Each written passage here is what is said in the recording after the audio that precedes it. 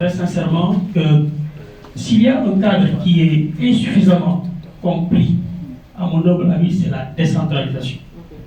Nous sommes des acteurs du service public, nous relevons des structures déconcentrées pour l'essentiel. J'ai eu le privilège, pendant les 22 années d'expérience que j'ai eu au niveau de l'État, d'avoir servi au niveau déconcentré en tant que conseiller technique des 5 derniers ministres des collectivités et d'avoir géré une ville. J'étais secrétaire général de la ville de Ziguinchor et d'avoir accompagné d'autres acteurs. Je pense qu'il y a un esprit que nous devons intégrer. C'est quoi? Aux consultants, je lui dis, c'est le cadre légal d'abord. C'est la loi. Moi, si je suis là, c'est à cause de ces fiches-là qui légalisent ma présence ici, réputation. La loi a conféré aux territoires, que sont les collectivités territoriales, à travers l'article 3 du Code général des collectivités, leur mission, c'est quoi? La conception, la programmation et la mise en œuvre des actions de développement social, économique et environnemental d'intérêt local. Et à ce titre, l'État a transféré les compétences à ces collectivités, dans tous les domaines sectoriels pratiquement qui sont là. Parce que la compétence générale et les compétences sectorielles, c'est ce qui légitime leur action. Et à ce titre, l'État a accepté qu'au principe de transfert de compétences soit suivi un transfert concomitant de ressources et de moyens.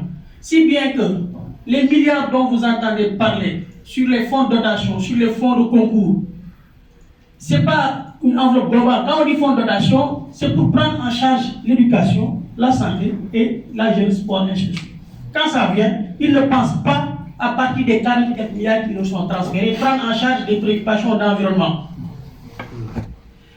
La décentralisation, l'exécution du BCI qui a été testée, c'est pour prendre des investissements ciblés dans des secteurs. Maintenant, on accepte que ces collectivités, c'est les liens d'exécution de ces politiques publiques, tout ce qui est résilience, on ne les accompagne pas sur la planification. Tout ce qui est adaptation, on ne les accompagne pas, on les laisse à elles seules. Il y a des initiatives telles que la Convention des maires, tout ça qui vient les accompagner, mais c'est de façon ponctuelle, sporadique. Nous, à l'Agence de développement local, nous travaillons à ce qu'il y ait un volet réforme dans le cadre du PSE vert. Il a dit, ils ont commencé à nous rencontrer. On a dit, en plus du mécanisme existant, qui est classique, qui ne prend pas en charge des préoccupations de résilience ni d'adaptation, c'est les fonds de dotation, fonds de concours.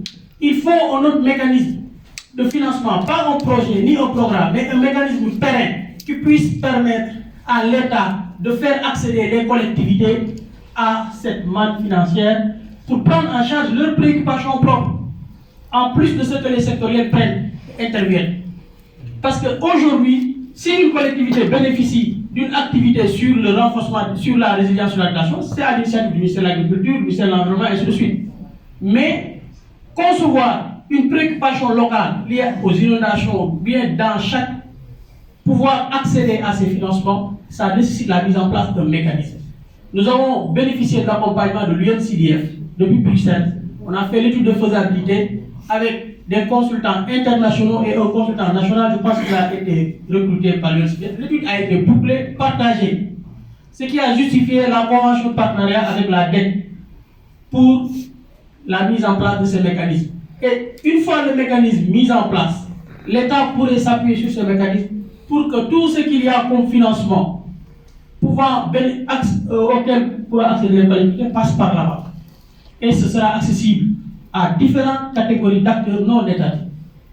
C'est là où je voulais attirer votre attention. C'est pourquoi dans le document, sur la partie diagnostic de la situation des collectivités, je demande s'il est possible que nous soit envoyé ce document pour qu'on mette nos inputs sur la situation spécifique des collectivités.